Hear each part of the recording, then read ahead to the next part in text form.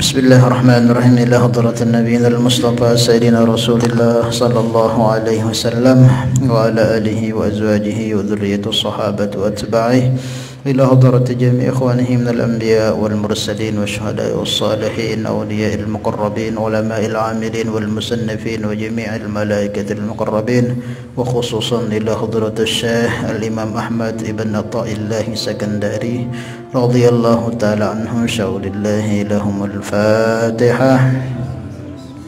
أعوذ بالله من الشيطان الرجيم. بسم الله الرحمن الرحيم. الحمد لله رب العالمين الرحمن الرحيم مالك يوم الدين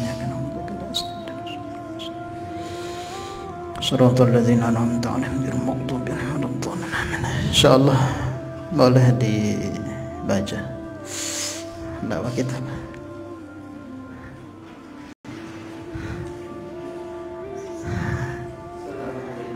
Waalaikumsalam warahmatullahi wabarakatuh.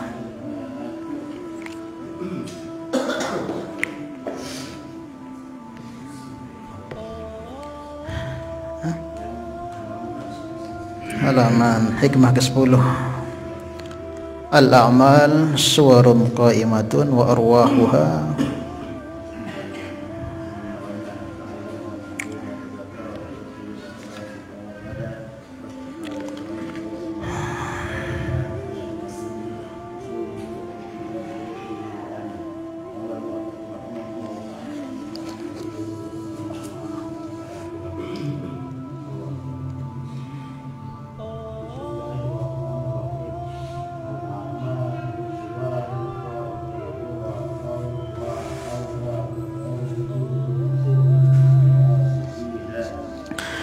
Bismillahirrahmanirrahim. Nawaina ta'allum wa ta'lim, tadhakkur wa tadhkir, nafa wal intifa, ifada wa istifada, wa hatha ala tamassuki bi kitabillah wa sunnatan nabiyhi wa dilalata ila al-khair wa ad-du'a ila al-huda ibtigha'a mardatihi thawabihi wa qurbihi. Amin. Qala al-muallif rahimahullahu ta'ala alayhi wa nafa'ana Allahu bihi wa bi ulumihi fid dunya wal akhirah. Ini hikmah yang kita akan baca niki, yaitu hikmah ke-10 yang akan menjelaskan sedikit tentang ikhlas. Bunyi hikmahnya, bismillahirrahmanirrahim. Al-a'mal suwarun qa'imatun wa arwahuha wujudu sirril ikhlasi fiha. Niki terjemahnya, al-a'mal jamak daripada amal. Al-a'mal, amal-amal. Suwarun adalah rupa atau bentuk. Qa'imatun yang tegak. Wa arwahuha, dan ruh daripada amal tersebut. Wujudu sirril ikhlas, adanya rahasia ikhlas fiha di dalam amal tersebut. Ini membahas tentang amal dan ruhul a'mal.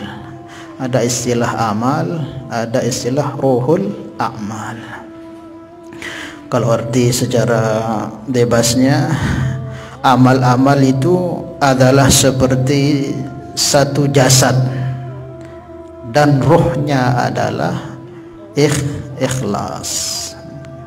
Maknanya kalau kita punya jasad ini, kalau enggak ada ruhnya, bisa hidup enggak? Hah? Nah, kita punya jasad nih, jangankan kita, mungkin makhluk yang lain punya jasad tapi ruhnya enggak ada, mati, tidak akan bisa bermanfaat, malah kalau dibiarkan jadi penyakit, jadi virus. Seperti itulah amal itu. Amal kita ini kalau enggak ikhlas, bukan hanya tidak diterima amal kita itu, akan membahayakan. Sebab amal kita yang tidak ikhlas itu, kita akan disiksa oleh Allah. Bukan hanya amal itu enggak diterima juga diancam ancaman oleh Allah Subhanahu wa taala. Bahaya. Sebagaimana kita punya jasad itu, kalau sudah tidak ada ruhnya, ya sudah tidak ada gunanya, sudah paling bagusnya buang, tanam, kalau dibiarkan bahaya. Nah, gitulah amal kita ini. Kalau tidak ikhlas itu sangat berbahaya, bisa menyebabkan kehancuran kepada pengamalnya tersebut. Paham ya? Jadi amal-amal yang kita buat ini ada, dia punya ruh, dia ada punya ruh. Maka dalam Al-Quran itu jika ada disebutkan ada dua masalah ikhlas ini, ada dua disebutkan dalam Al-Quran.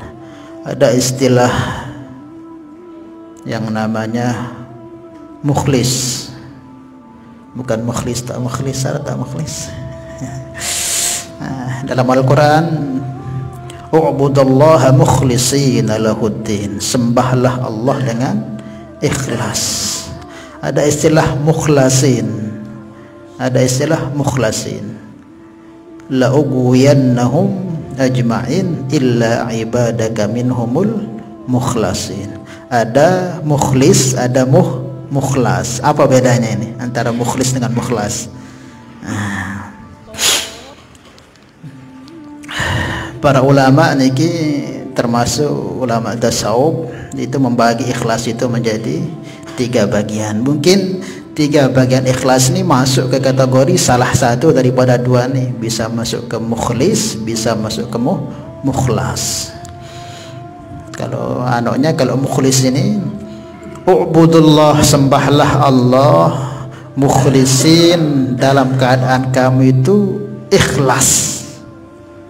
Jadi kalau mukhlis ini masih ikhtiariyah istilahnya, masih ada usaha kita untuk ibadah itu dengan ikhlas, jaga daripada riya, jadi pamer, ujub dan sebagainya. Masih ada keterkaitan dengan kita punya usaha atau ikhtiar, itu namanya mukhlis. Tapi kalau mukhlas, maka disebutkan dalam ayat ini, kalau orang masih posisinya itu di mukhlis, ini juga bisa digoda setan walaupun dia ikhlas. Kadang ada sesuatu keikhlasan yang mungkin tersamar, bisa jadi dia ngerasa dirinya sudah ikhlas tapi itu belum ikhlas. Masih bisa kalau mukhlis, kalau masih dari usaha. Tapi kalau mukhlas, dalam Al-Quran disebutkan, la ughwiyannahum ajma'in, kata setan ini bersumpah, ya Allah, demi zatmu aku akan sesatkan mereka semua, illa ibadaka minhumul mukhlasin, kecuali hamba-hambamu yang mukhlas itu aku nggak bisa goda. Aku nggak bisa goda kalau mukhlas itu. Nah, mukhlas ini siapa? Siapa mukhlas ini? Kalau mukhlas ini kata para ulama, dia sudah tidak melihat lagi daya upayanya dalam beramal itu, semua dari Allah. Itu namanya mukhlas.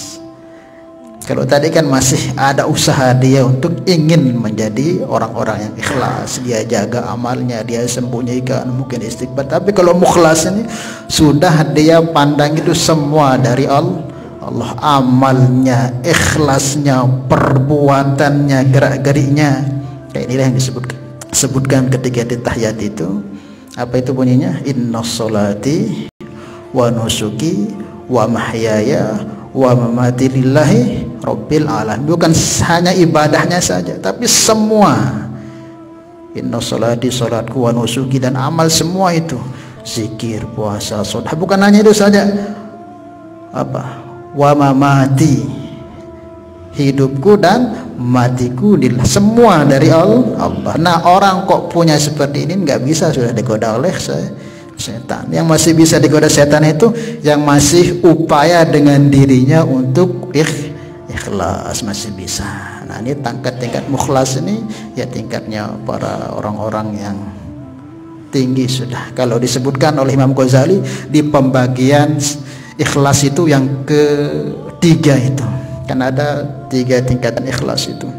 Ada tingkatan ikhlasnya awamun nas, awamnya manusia secara kita.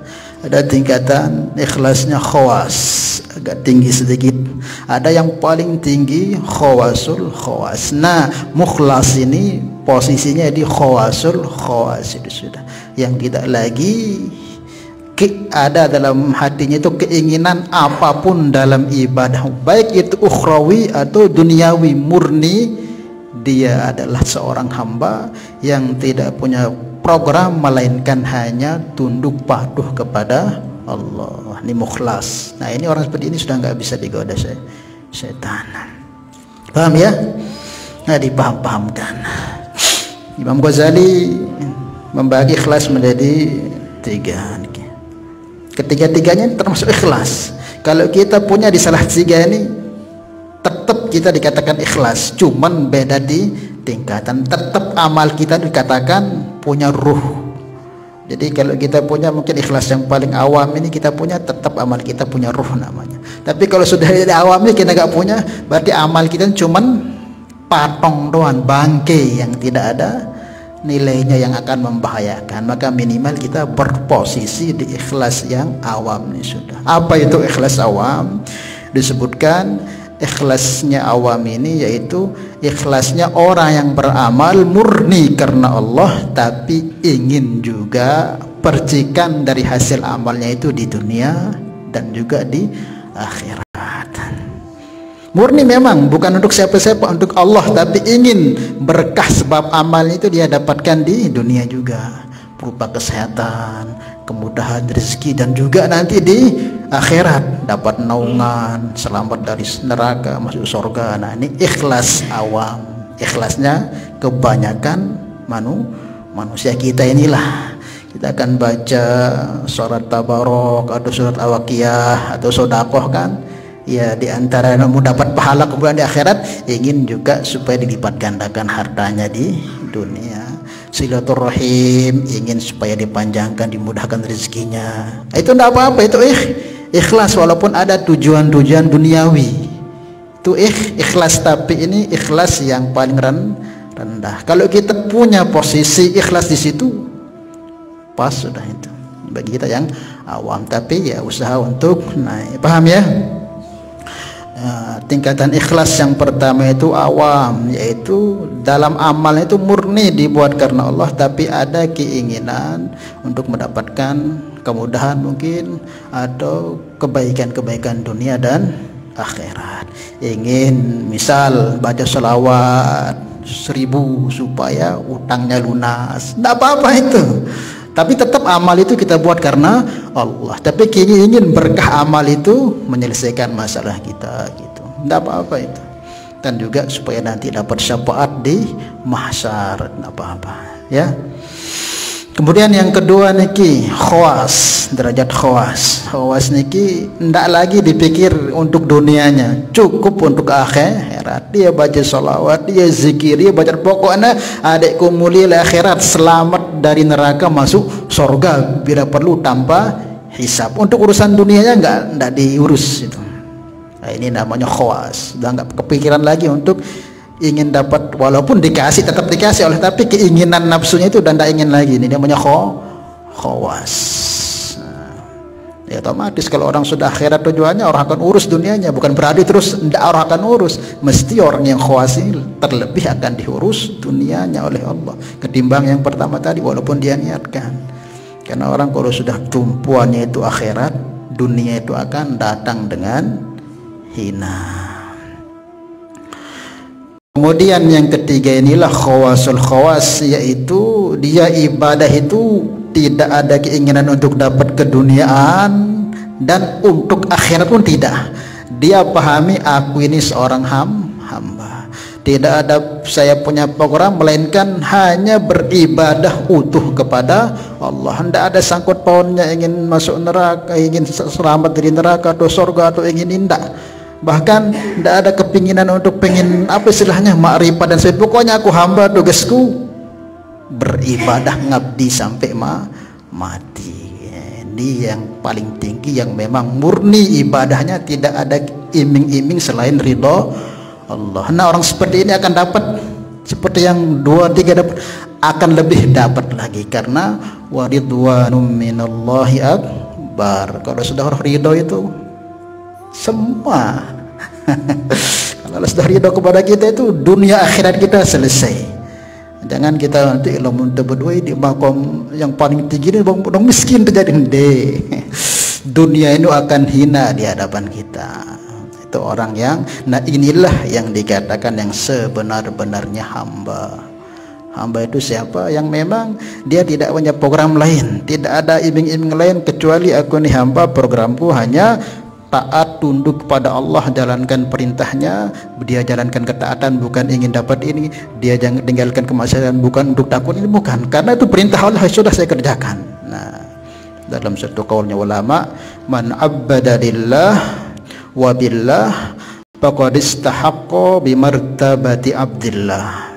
Siapa yang beribadah lillah karena Allah, wabillah dan karena taufik hidayah dari Allah, semua amal dibuat nih, maka inilah orang yang sampai derajat abdillah, hamba Allah yang sebenar.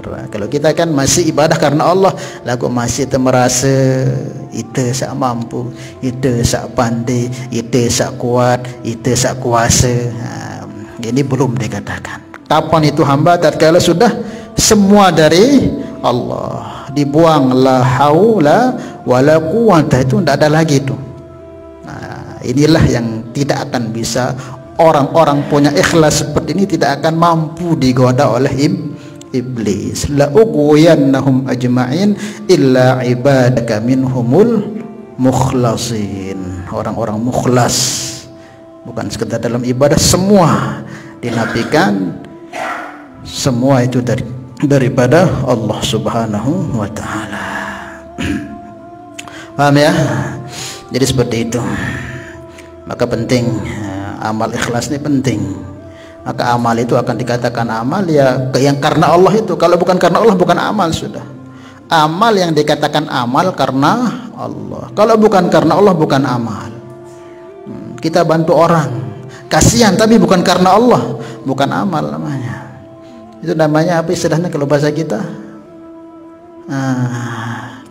Setiap amal apapun, makanya orang kafir itu sebesar apapun dia sedekah, infak, tetap tidak akan diterima karena bukan karena Allah.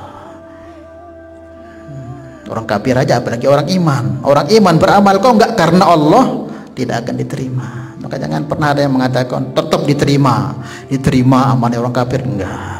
Jangankan orang kafir, orang mukmin iman aja dia buat amal tapi kok enggak ikhlas bukan karena Allah, tidak diterima, apalagi orang yang kafir. Tapi kan ada dikatakan itu dapat, oh itu bukan diterima, dikasih oleh Allah. Dalam artian kalau ada orang-orang kafir itu kita zalimi, nanti kalau dia berdoa diterima ya karena dia juga hamba Allah. Dalam artian bukan karena Allah sayang kepada dia, supaya kita dikasih pelajaran orang mukmin ini jangan menyakiti siapapun, hatta dia orang kafir, bukan karena disayang oleh Allah orang kafir itu enggak. Paham ya? Nah, jadi amal yang dikatakan amal tatkala kita buat itu karena Allah, senyum di hadapan saudara muslim kita ya karena Allah, bernilai ibadah. Wallahu a'lam bishawab. Itu makanya kita ya usahakan untuk ikhlas dalam semua apapun amal yang kita buat, dan ikhlas ini rahasia. Maka dalam hadis qudsi itu disebutkan al-ikhlasu sirrun min sirri, kata Allah. Istauda'tuhu qalban man ahbabtuhu, kata Allah dalam hadis qudsi. Ikhlas ini memang rahasiaku yang aku letakkan di hati orang-orang dari hambaku yang aku cintai. Jadi orang kalau dicintai oleh Allah akan dikasih ikhlas dalam amalnya, akan dikasih diletakkan ikhlas, karena itu bagian rahasiaku yang aku letakkan ke siapa yang aku cintai. Maka orang kok diberi ikhlas, nah, berarti dia orang-orang kekasih Allah Subhanahu wa taala. Apa-apa tandanya ikhlas? Kita yang lebih tahu tandanya ikhlas ya Allah taala. Cuman ada sebagian ulama menyebutkan di antara ciri-ciri ikhlas itu, termasuk banyak sekali para ulama termasuk di kitab Tibyan itu menjelaskan ciri-ciri orang ikhlas itu, di antaranya istawa al-madah wal jam, samanya keadaan dia dikala ada cacian dan makian, ada sanjungan, tidak terpengaruh. Itu ikhlas itu. Saat kita beramal, ada orang, nggak ada orang, ada memuji, nggak ada memuji, kok tetap kita buat. Nih di antara ciri ikhlas. Namun itu kan wallahu a'lam mantal ikhlas atau enggak setegawe ini. Wallahu a'lam, mudah-mudahan ikhlas. Mudah-mudahan ikhlas. Sama itu kan masih mungkin karena suasana, atau mungkin masih karena semangat, atau mungkin masih karena rak kance dan sebagainya. Belum murni terbuat karena Allah. Tapi ya mudah-mudahan ikhlas. Yang ikhlas itu apa? Enggak ada dorongan dari keinginan, dari teman, dari enggak ada itu. Semua murni dibuat karena Allah. Kalau mau pikir-pikir ya sebenarnya lapo antara dek man tersak posisi ikhlas sesungguhnya masih karena suasana. Paham maksudnya ya? Makanya kita doa, usahakan ya posisi kita ya di ikhlas pertama atau yang kedua itu. Kalau yang ketiga ini agak susah.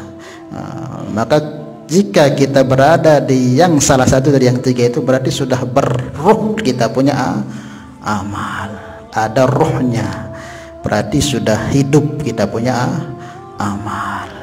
Wallahu a'lam bishawab. Maka ikhlas itu adalah min sirri, kata Allah, bagian daripada rahasiaku yang jika aku sayang hamba itu aku akan beri dia ikhlas.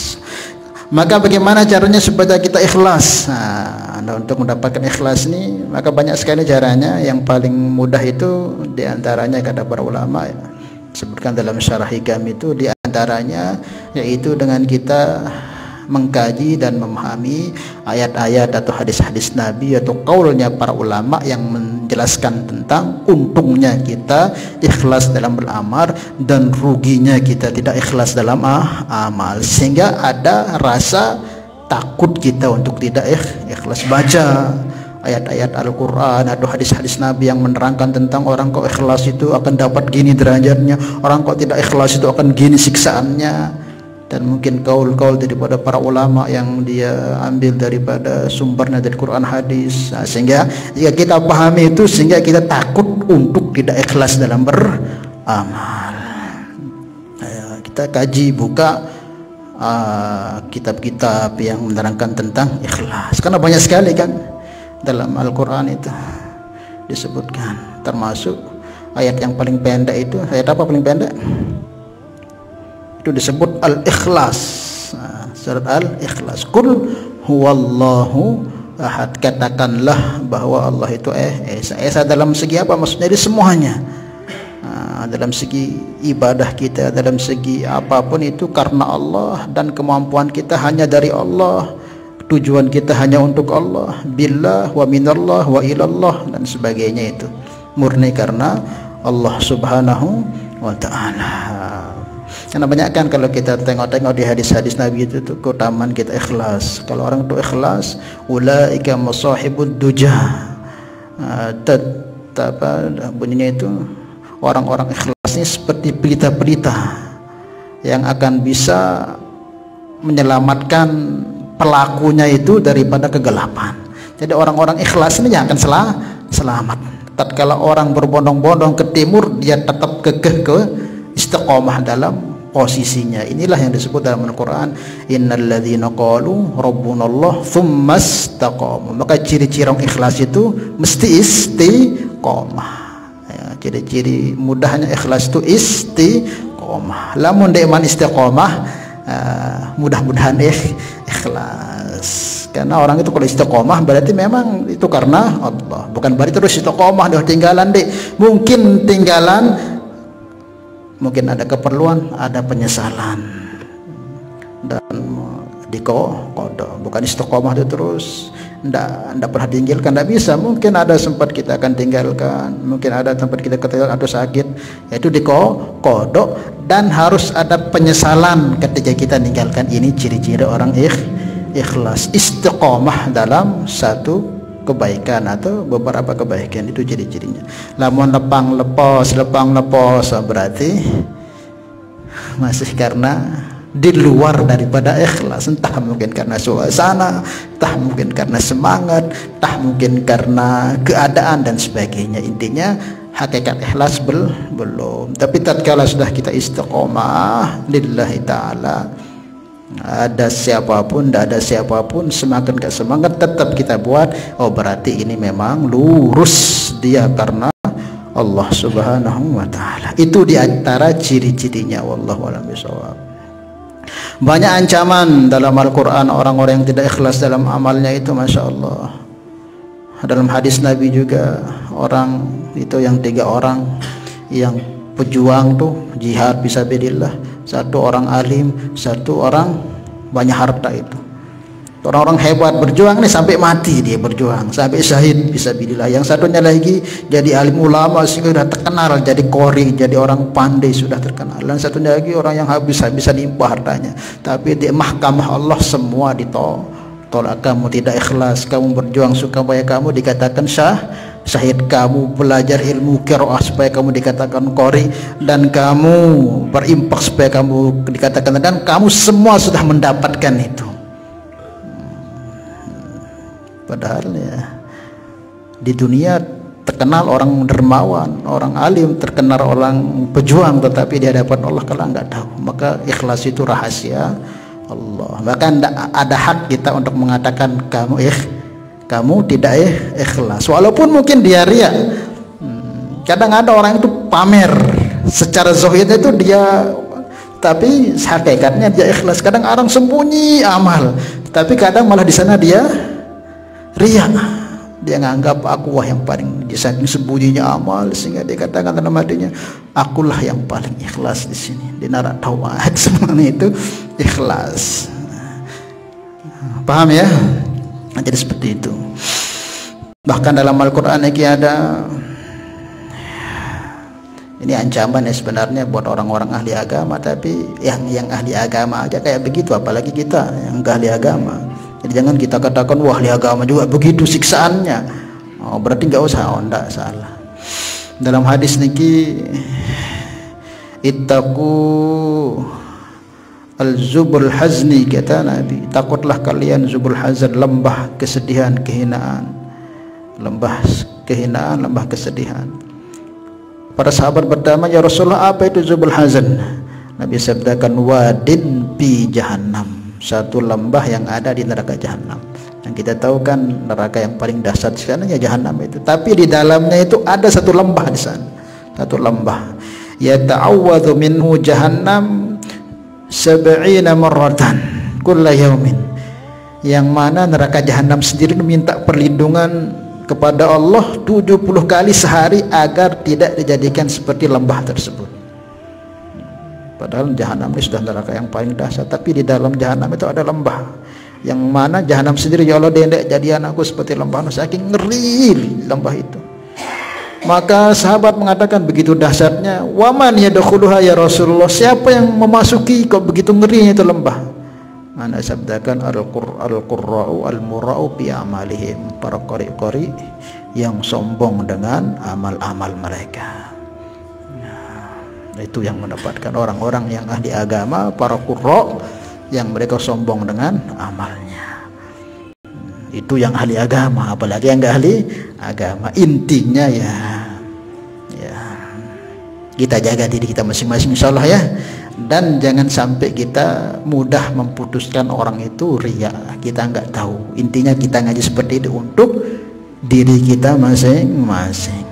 Nah, di antara ciri ikhlas kata para ulama, takut kita tidak ikhlas itu bagian dari ciri ikhlas. Atau merasa aku ikhlas, oh berarti belum ikhlas. Kapan itu ikhlas? Di antara ciri-cirinya di saat kita khawatir, nah ikhlas enggak ikhlas. Nah di antara begitu keadaan kita, oh berarti itu ikhlas kita buat.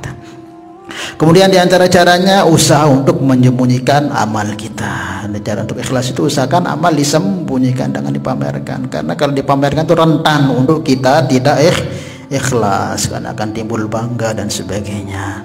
Maka usaha untuk menyembunyikan amal kita. Insyaallah ya, usahakan jangan dipamerkan. Tapi ada yang memang sesuatu itu nggak bisa disembunyikan, harus disampaikan. Termasuk diantaranya ilmu ini kalau disembunyikan malah bahaya.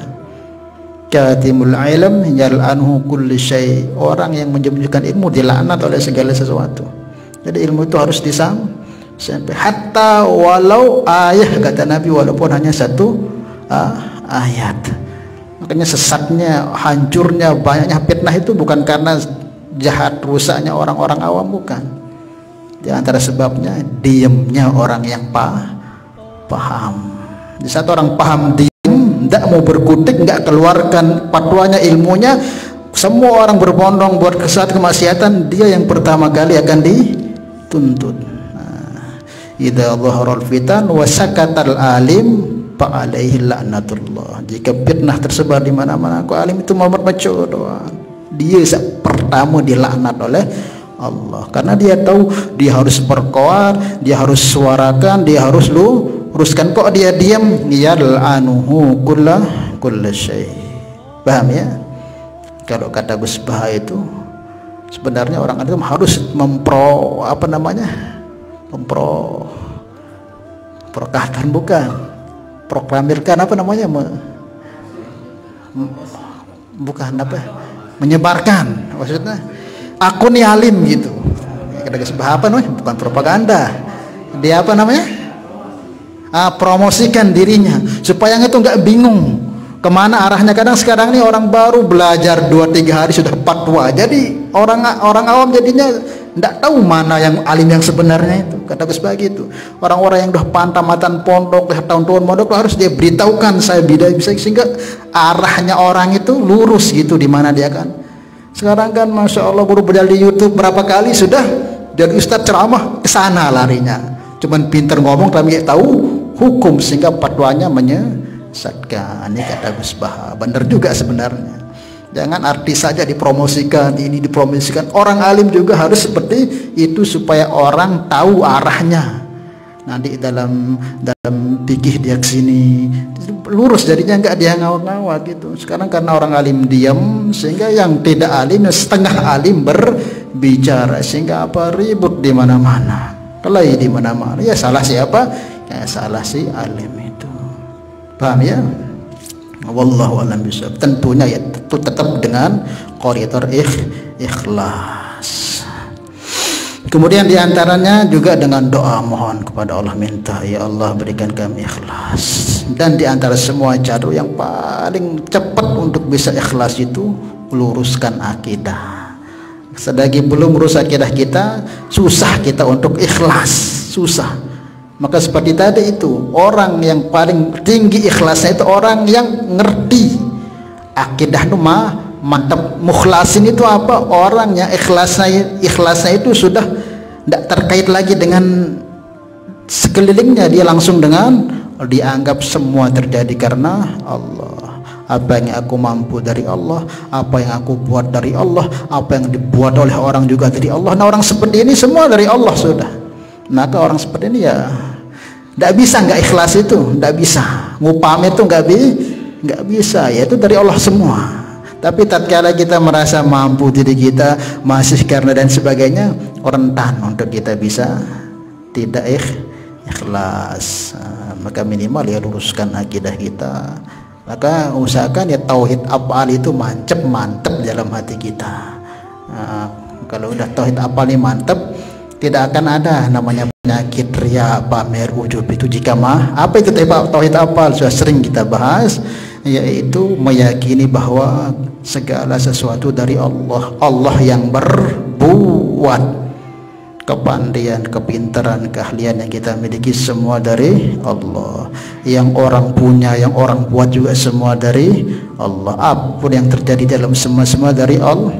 Nah, orang kalau puasa seperti itu tuh dalam keadaan apapun tidak akan sombong, tidak akan riak, dan tidak akan mudah sakit hati, tidak akan mudah tersinggung, karena semua daripada Allah. Tatkala kita sudah merasa dari kita, maka timbul sombong, ya aku.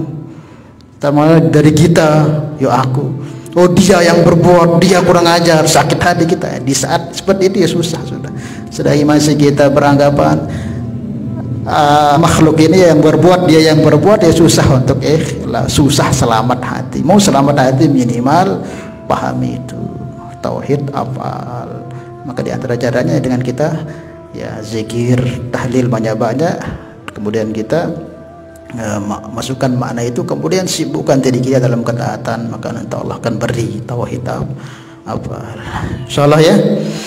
Itu yang paling mudah kata para ulama untuk mendapatkan atau membersihkan semua, bukan saja ikhlas saja, semua menghilangkan semua penyakit hati dalam diri kita, dari luar kita itu, dengan kita mantapkan akidah tauhid kita kepada Allah. Jika itu yang terjadi, insyaallah selamat.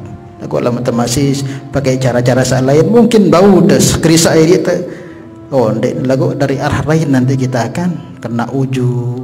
Yo ikhlas kok amal wah sembunyi teduk lagu arah, wah pokoknya aku seperti ikhlas ini.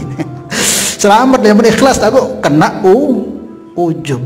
Aku lama dengan tapikan dengan akidah tauhid yang benar, tidak akan ada. Dia mau nggak ikhlas nggak bisa, semua dari Allah. Dia mau nggak ikhlas nggak beda, ini semua daripada Allah. Semua kepandian dan sebagainya, hingga aman. Hanya membentengi dengan akidah yang benar saja, insya Allah bukan hanya akidah kita, tapi hati kita dari segala bentuk penyakit akan selamat. Tidak akan mudah kita terbawa oleh suasana kiri kanan. Maka orang yang akan selamat di akhir zaman nanti, bahkan di akhir zaman nanti, orang-orang yang mantap akidahnya. Wallahu a'lam bishawab. Insyaallah ya. Wallahu a'lam bishawab. Mungkin sampai situ dulu, ada yang mau ditanyakan sebelum kita lanjutkan. Ingat tapi ya, ikhlas itu rahasia Allah. Kita ngaji seperti ini untuk kerisa diri kita mesa. Tidak baru ini yang ngetah-ngetah ngaji beri dia ikhlas nih. Wah, jangan, untuk diri kita masing-masing, untuk kita semakin baik. Wallahu a'lam bishawab. Ya.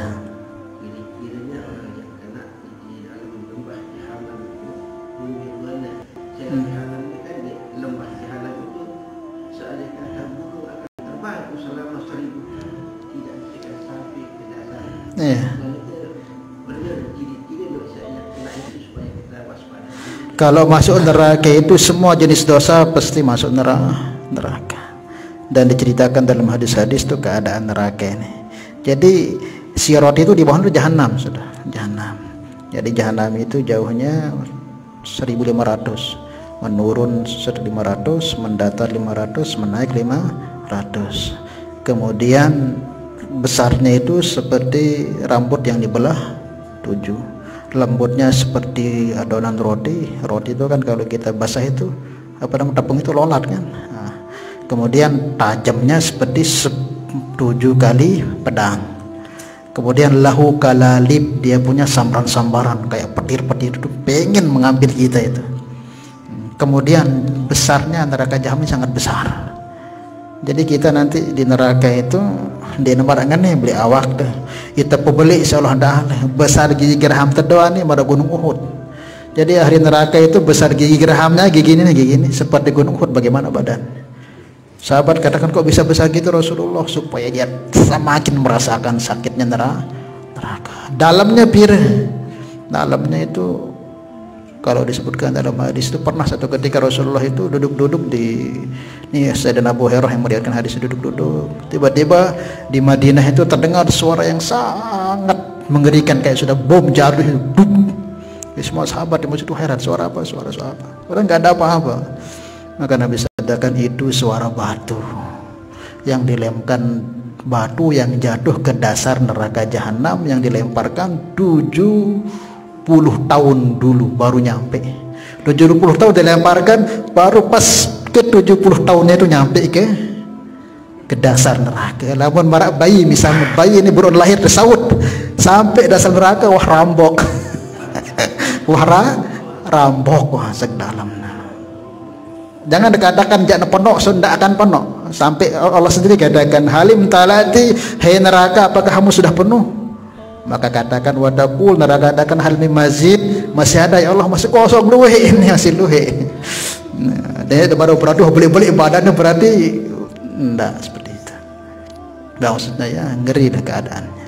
Nah, maka yang paling banyak masuk ya orang yang amal bukan karena Allah, ikhlas. Maka kita mohon doa kepada Allah supaya kita diberi ikhlas dalam setiap amal. Ada lagi? Apakah ada perbedaannya antara ikhlas dengan awam nasib? Antara mukhlis dengan awam nasib? Dia makanya mukhlis ini bisa masuk kedua itu masuknya. Mukhlis kan kalau di Al-Quran dua disebutkan, ada mukhlis dan mukhlas. Nah di pembagian Imam Ghazali itu kalau awam sama khawas ini masuknya ke mukhlis, tapi kalau khawas ini masuknya ke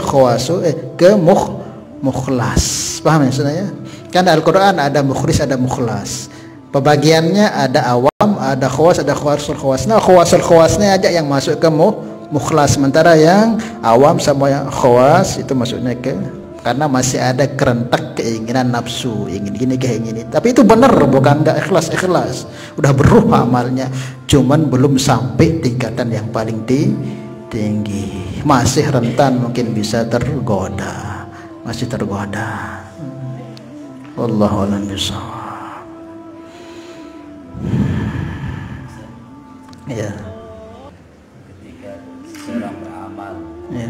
bersedekah, kemudian di awal ataupun di akhir ada bacaan tertentu, Ya. jika orang bersedekah untuk mendapatkan keikhlasan. Bacaan. Doa aja sudah secara bahasa kita, ya Allah berikan aku ikhlas dalam amalku. Tetapi untuk amalnya gimana supaya ikhlas tuh nggak tahu, harus kita jaga. Maksudnya ada bacaan tertentu di awal ataupun di akhir. Nggak ada. Niat sedekah karena Allah terus dijaga sampai selesai amal. Karena ikhlas itu mungkin di awal kita ikhlas, di pertengahan bareh. Ikhlas beramal bantu dengan. Lagu saya terbantu ni kena mau sakitan hati itu percuma lah aku bantu anda. Telah ikhlas lah berat memang ya. Makanya caranya ikhlas ini kayak kita buang kotoran sudah. Buang kotoran itu apa? Namun naik kan otomatis dia simpen tainu telang wah dia deruk. Nah gitulah amal itu, ketika buat amal sudah nggak usah diperhatikan. Maka yang sering itu, kalau ada orang berbuat baik kepada kita, tulis dia di batu. Kalau ada orang berbuat, catat kebaikannya itu di batu supaya tidak hilang, tetap ingat kebaikannya. Tapi kalau ada orang berbuat buruk kepada kita, catat di pasir biar cepat dihapuskan. Artian kalau orang berbuat buruk kepada kita, usahakan cepat kita lupakan gitu. Tapi kalau berbuat baik tetap kita ingat jasanya, pengorbanan, jangan kita tinggalkan walaupun sekecil apa. Tapi kalau orang berbuat keburukan kemudian cepat-cepat kita lupakan supaya kita tidak dendam. Paham ya? Ya mudah-mudahan Allah Subhanahu wa taala beri kepahaman kita untuk bisa menjadi hamba-hamba yang mukhlas, yang ikhlas kepada Allah Subhanahu wa taala. Wallahu a'lam bishawab. Hadhihi niyyah al-Fatihah. Bismillahirrahmanirrahim. Alhamdulillahirabbil alamin. Arrahmanir rahim. Iyyaka na'budu wa iyyaka nasta'in. Shiratal ladzina an'amta alaihim. Salatullah salamullah ala taha rasulillah. Salatullah salamullah ala yasin habibillah. Tawassalna bismillah wa bil hadi rasulillah wa kulli mujahidin lillah bi ahlil badri ya Allah. Subhanallah bihamdi, subhanallah ma bihamdika, asyhadu an la ilaha illa anta, astaghfiruka wa atubu ilaik. Assalamualaikum warahmatullahi wabarakatuh.